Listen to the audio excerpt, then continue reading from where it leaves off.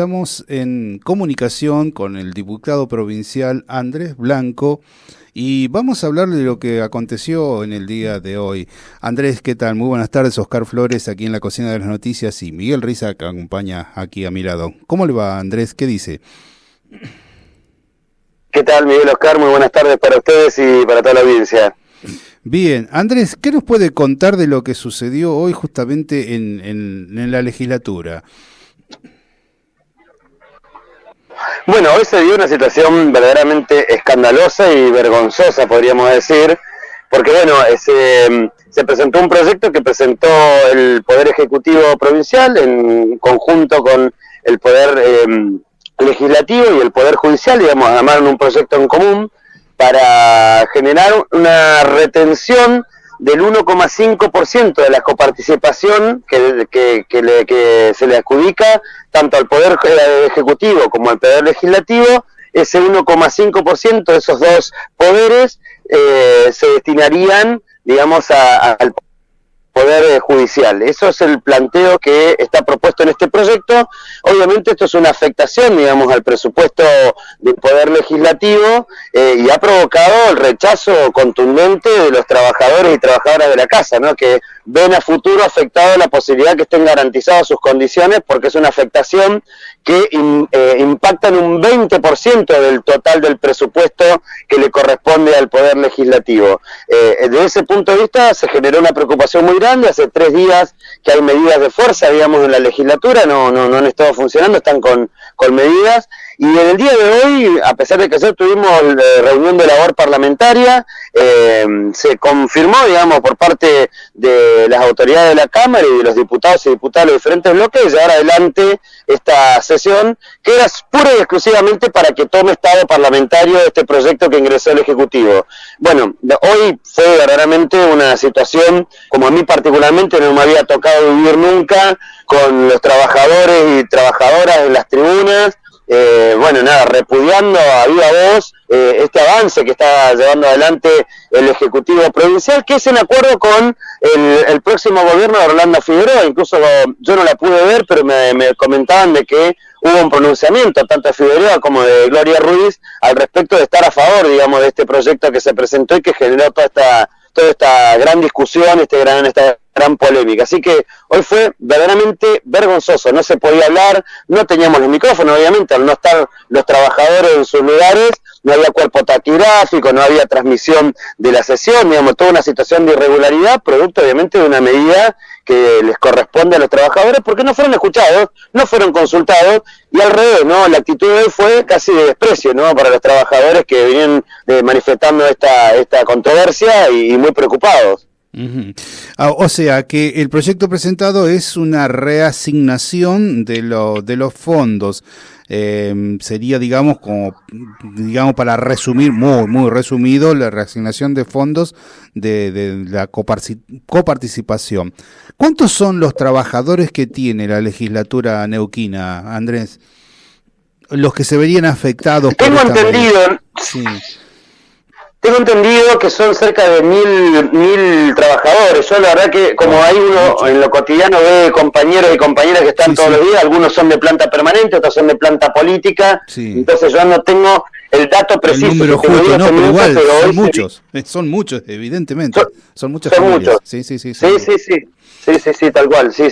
La verdad que es lamentable. Yo en la labor parlamentaria en el día de ayer yo les planteé que una de las primeras discusiones, la desprolijidad con la que están llevando adelante este tipo de política, como se discutió también el endeudamiento, y de hecho esto es producto del endeudamiento, que estén hablando de tener que utilizar recursos de un poder o de dos poderes para asignarle a otro, y ni más ni menos que al Poder Judicial, donde hoy un funcionario del Poder Judicial está cobrando cerca de 4 millones de pesos mensuales, 10 veces más lo que cobra cualquier trabajador del Poder Judicial, nos parece una aberración, desde el punto de vista de que están ya preanunciando, y esto le sirve mucho a Figueroa, de que los presupuestos que se van a votar ahora a fin de año, próximamente, las próximas semanas o meses, van a ser de ajuste.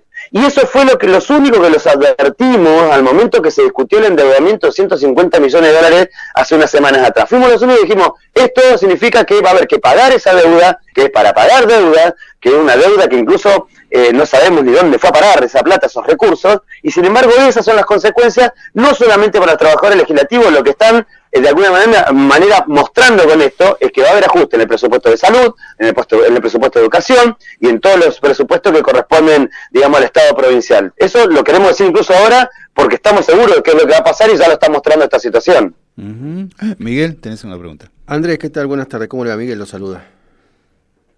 ¿Qué tal, Miguel? Buenas tardes. Ahora, ¿cómo sigue la cuestión? ¿Se aprobó ya esto en labor parlamentaria? ¿Tiene que pasar a comisión?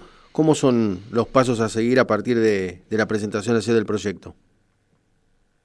Bueno, fíjense el mamarracho que van a hacer, ¿no? Nos acaban de comunicar hace, no te miento, menos de una hora, de que mañana se va a hacer plenario de comisión, porque el proyecto, al tomar estado parlamentario, pasó a la comisión A y a la comisión B, se va a hacer rápidamente un plenario de comisiones con las dos comisiones juntas, se va a votar el despacho ahí, a las 17 horas va a haber labor parlamentaria para que mañana a la noche, 21 horas, haya una sesión especial para tratar exclusivamente este proyecto. Fíjense, digamos, la arbitrariedad con la que están manejando una discusión, una situación que claramente genera controversias, que no hubo diálogo, que no hubo ningún tipo de instancia, porque además no tienen cómo explicarlo, cómo nos dicen todo el tiempo que estamos en una provincia rica, ¿no? Que todo el tiempo, la propaganda oficial es crecimiento récord de vaca muerta, y vamos, y somos lo más rico del mundo, y ahora nos dicen que no va a alcanzar la plata, porque lo que están diciendo con este proyecto, lisa y llanamente, es que no va a haber recursos, que de alguna manera que la provincia está en rojo. Bueno, claramente esto es un mensaje político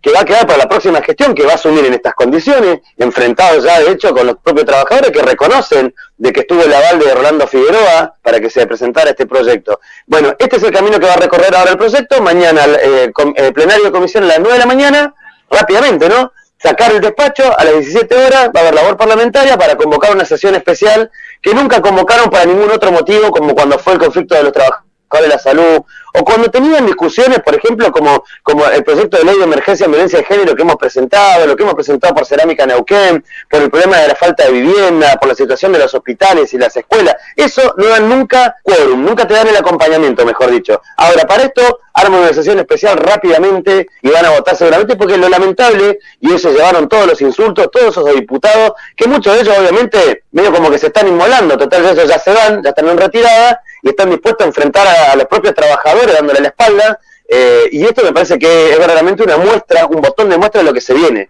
Para nosotros no es ni más ni menos que eso. Andrés, dentro de este proyecto que se contempla una reducción, como bien usted dice, de la asignación justamente hacia la legislatura, no especifica el proyecto que vaya a haber rebaja en los salarios de los trabajadores, ¿o sí lo especifica? No, claramente eso no lo pondrían, ya sería creo que el colmo. Sí, pero claro, lo que están diciendo, mensaje... Tenía que preguntarlo porque sería ilógico, obviamente que sería ilógico, por supuesto, pero ya ahí sí le doy plenamente la razón de que están inmolándose directamente. Pero bueno, está bien. Pero vale aclararlo, porque precisamente la gente tendría que conocer todas estas cosas. Sí, lo interrumpí, perdón. No, incluso ellos proponen discutir que se generen cláusulas dentro del proyecto donde estén garantizados todos los derechos de los trabajadores, que no está mal. Ahora, si vos tenés ya preanunciado de que va a ser un presupuesto ajustado, con la corrida inflacionaria que estamos viviendo, los propios trabajadores de la legislatura, siendo trabajadores de la legislatura, saben que lo que se escribe con la mano se borra con el codo, y si mañana no dan los números, no va a haber congelamiento en la planta, no va a haber incrementos, porque todo eso lo van acordando con la presidencia, digamos, los aumentos salariales se van acordando, se van aumentando, o sea, eso va a quedar supeditado, digamos, a este ajuste que están haciendo en el presupuesto. Entonces, vos tenés un presupuesto que lo podemos votar por, 11.000 millones de pesos para el año que viene, pero si dentro del proceso inflacionario vos ya retiraste una porción importante, que son 5.000 millones de pesos, como esto para poner el ejemplo de lo que fue el presupuesto de la legislatura este año, vos ya tenés una reducción que no va a impactar el día de mañana cuando vos quieras discutir un incremento salarial o las garantías que los trabajadores tienen conquistadas con lucha de hace mucho tiempo. Eso es lo que están preocupados los trabajadores. Insisto, lo saben de primera mano porque viven, trabajan permanentemente y saben cómo opera la legislatura, saben cómo es la política, que hoy lo que te ponen en un proyecto mañana lo cambian, y sobre todo porque se viola la autarquía. Esto es una cuestión no menor. El oficialismo insiste que no, que es una medida excepcional. Y cuando vos abriste una puerta de eso, mañana podemos tener que además le retengan por otra cuestión, digamos, o sea, ya abriste una puerta que viola la autarquía del presupuesto legislativo. Eso es indiscutible. Ahora, te la pueden disfrazar que no, que va a haber garantías porque te da una medida excepcional, bla, bla, bla, bla, pero objetivamente abrieron una puerta. Y esa puerta cada vez que se abre para los oportunismos políticos y los momentos que sabemos cómo se van a venir, va a ser utilizado seguramente en perjuicio de los trabajadores. Uh-huh. ¿Cómo se estaba manejando estos presupuestos hasta el día de hoy? O sea, ¿eran transferencias directas a la administración del Poder Legislativo o pasaba por una mano anterior, es decir, por el Ministerio de Economía de la provincia antes de llegar a la legislatura? O sea, para conocer el mecanismo y qué es lo que variaría ahora también. No, los fondos son designados directamente porque es un organismo autárquico, o sea, sí. es un poder, digamos, autárquico, pero tiene designado su presupuesto, digamos, pero en uso y administración. Perdón, pero en pregunta iba porque si bien eso es entendible, ¿no? Pero en realidad los fondos salen siempre de un mismo lugar, que son los impuestos provinciales, claro, más los impuestos que vienen coparticipados de Nación. Por eso, ese es ese es un monto, el monto X, el 100% de lo que está asignado por presupuesto y es lo que viene, digamos, de lo que pagamos los ciudadanos, ¿no? Usted, yo, todo el mundo, todos. El 100% pagamos impuestos, y esos impuestos, ¿no? Por ejemplo, ¿no? Toma el ejemplo nacional, ¿no? Impuesto a las ganancias que se está discutiendo ahora. Uh-huh. El 60% de ese impuesto a las ganancias que ahora va a dejar de percibir con este impuesto que, aclaro una cosa, lo vivo diciendo en el micrófono, es un impuesto aberrante que jamás debió existir, ¿sí? Jamás debió existir un impuesto de ese tipo, pero el impuesto está y en este momento lo sacan y hay un 60% menos, que es 1 billón de pesos anuales que no ingresan al país y es un 60% que no se coparticipa a las provincias. O sea, ya la provincia de Neuquén va a recibir un 60% menos de lo que recibía en impuesto a las ganancias, porque no existe más, así de simple, ¿no? O sea, ese volumen del 100%, ¿cómo se dividía? ¿El Ministerio de Economía directamente hacía una partición de esa torta y esto es para vos, esto es para vos, esto es para vos, o pasaba por otras manos antes?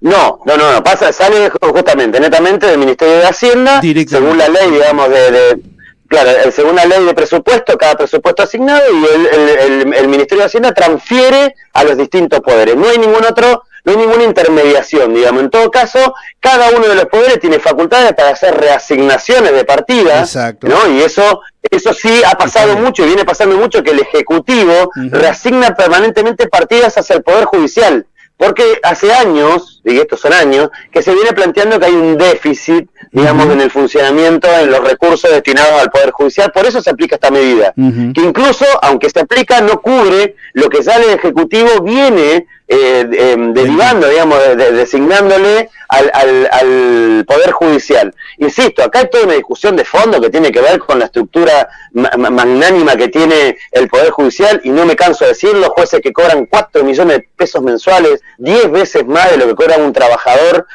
del mismo poder, y nos parece a nosotros que ahí hay una gran discusión, porque son los privilegios de la casta. En la legislatura cada diputado cobra 1,5 millones de pesos, y si yo le contara la cantidad de veces que veo a algunos diputados que no van en toda la semana, y vos me vas a decir, ¿cómo puede ser que cobren? Y bueno, eso, más los gastos de bloque, más los vehículos, más los gastos de combustible. Ustedes saben que de Frente Izquierda le hemos dicho, yo cobro como un trabajador, el resto lo hemos ido aportando a diferentes luchas y algunos pedidos que nos hace de gente que necesita. No hemos tenido nunca la utilización de esos privilegios y hemos cuestionado que tengan tantos privilegios, porque es un engrosar, digamos, esos funcionarios que después toman decisiones por sobre la vida de las personas, en una comodidad que no tiene nada que ver con la realidad que vive la gente. Sí, pero bueno, no nos metamos en eso, porque esos legisladores fueron elegidos por el pueblo y están ahí por la mayoría, así que no, o sea, es algo que no podemos, eso es algo que no podemos obviarlo, porque es así funciona la democracia. Puede ser mal, ¿cómo decirlo? No es perfecta, al contrario, es bastante imperfecta, pero es lo mejor que tenemos. Miguel, una preguntita. Sí, igual yo no pongo en discusión si fueron elegidos o no democráticamente. Lo que estamos discutiendo nosotros, que tienen privilegios, y son los que generan las políticas públicas. Coincido, Andrés, coincido con eso, Andrés. Es más, yo muchas veces opino que un legislador como en otros países, ¿no? Como en otros países ocurre, porque me consta que en otros países ocurre, que muchas veces hacemos. Por ejemplo, Finlandia, un legislador cobra exactamente lo que cobra un maestro de escuela. Lo mismo. O sea, ¿por qué? Porque el maestro de escuela está muy por arriba de todos los demás, porque es lo mejor que existe, porque la educación de todo el pueblo es lo principal para ellos. Y bueno, ahí está. Fíjense, si tendríamos un maestro que cobre 1 millón de pesos mensuales, estaríamos bárbaros, ¿no? Pero bueno, no podemos. Miguelito. Andrés, le hago una última pregunta de mi parte. ¿Hay alguna otra posibilidad, algún otro proyecto alternativo o alguna otra cuestión para solventar este vaivén que tiene presupuestario el Poder Legislativo? ¿Existe alguna otra alternativa? Es que el Poder Legislativo tiene superávit, lo dijo el propio vicegobernador, presidente de la Cámara, la legislatura tiene superávit. Igual todavía nosotros no nos han hecho la rendición de cuentas, que se hace solamente a fin de año cuando se pone en discusión el próximo presupuesto para el año que viene, ahí te hacen una rendición de cuentas. Pero el propio vicegobernador Marcos Comman ha dicho abiertamente de que hay superávit en la legislatura. Entonces esto puede generar la idea de que, bueno, pero si entonces si le sobra, ¿por qué no le colaboran a otro poder? El problema es que simplificar un problema. Hoy lo charlé yo con algunos diputados que estaban en duda, que estábamos así discutiendo, charlando, intercambiando. Digo, pero es ilógico, es irracional. Por más que vos me digas, tiene superávit ese poder, el problema es, ¿por qué están hablando de que la plata no va que la provincia no va a tener plata? Porque en última instancia discutamos el problema de fondo, no me pongan el árbol adelante del bosque. Porque si ustedes ya están diciendo de que lo que se viene es que la provincia va a tener presupuestos de ajuste, en una provincia que todo el tiempo nos dicen que está generando ganancias importantísimas a través de la industria hidrocarburífera, no se explica. Sí. Lo mismo que el endeudamiento. ¿Por qué fuimos a buscar un endeudamiento de 150 millones de dólares? 150 millones de dólares para pagar los vencimientos de deuda del año 2024, el año que viene, que son de 300 millones. Incluso eso no va a alcanzar. Pero lo que nosotros decíamos, ¿por qué todo el tiempo está echándole mano al recurso del endeudamiento como una salida para los equilibrios de la cuenta de la provincia, cuando todo el tiempo nos dice que crece la producción, que crece la provincia? Entonces nos mienten, porque lo único que vemos que ha crecido en todo el tiempo es la desigualdad. Me parece que eso es evidente, con 45% de pobreza, digamos, en Neuquén, con todas estas bondades que tiene la provincia. Entonces hay una discusión de fondo, estructural, que no se quiere dar. Entonces se echa mano a este tipo de recursos, de mecanismos, con este tipo de formas también como la que estamos viviendo hoy, pero que no dan respuesta a un problema que yo creo que la sociedad y la ciudadanía lo ve, porque viven los problemas, porque vos vas al hospital y no tenés curitas. Digo, hubo denuncias hasta hace pocas semanas de que no había ni siquiera guantes de lácteos para el laboratorio. Entonces vos decís, ¿cómo puede ser que una provincia que todo el tiempo dicen que va creciendo, tengamos este esquema de situación donde debemos endeudar recurrentemente y encima ponerle garantía a las regalías? Que ya hubo en el año 2018, si mal no recuerdo, como no se pagó, digamos, un vencimiento de deuda, directamente se alejaron con las regalías. Esto va a generar más tarde o más temprano una tijera muy peligrosa que va a terminar haciendo colapsar las cuentas. Ahora, siguen enfrascados en seguir pagando religiosamente una deuda que verdaderamente nadie se preguntó dónde fue para esa plata que se tomó hace ya unos cuantos años atrás y nadie cuestiona por qué pagamos algo que nadie vio. Es una dedicación para largo tiempo, la verdad. Bueno, me gusta mucho hablar con usted porque son de las personas con las cuales uno puede charlar con una gran altura, así que lo felicito por eso, Andrés. Me gusta mucho. Es loable en ese sentido. Bueno, Andrés, gracias por recibirnos. Seguramente nos vamos a encontrar nuevamente en alguna otra oportunidad. Y bueno, ojalá tengamos una solución a todas estas cosas. Le agradezco. Bueno, muchas gracias por el espacio y de verdad un gusto también de compartir intercambios que son profundos y necesarios también, así que muchas gracias. Totalmente, que es con lo cual vamos a salir adelante, Andrés, y eso creo que lo compartimos. Así que eso es importantísimo. El diálogo es lo primero que tenemos que tener, y con altura, con respeto, y eso es lo principal. Así que muchísimas gracias. Bueno, estábamos entonces recién en comunicación con el diputado Andrés Blanco.